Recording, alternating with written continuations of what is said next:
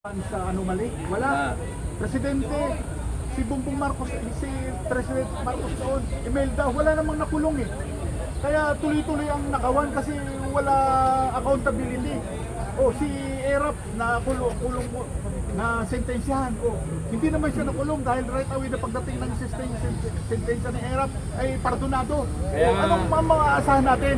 Hindi dito ng gobyerno natin kung wala talaga yung sinasabi ni Inday Sara na dapat ay may managot. Sapagkat noong 1986 hanggang 2016, walang nanagot. Walang nakukulong na nagnanakaw ng nagkukupit ng pera sa gobyerno. Wala. Kaya walang kaayusan ng gobyerno natin. Looking into dito po ng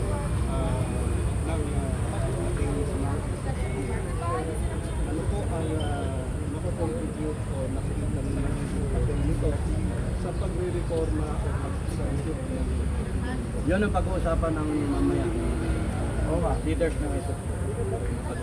Kasi gusto ko maklaro,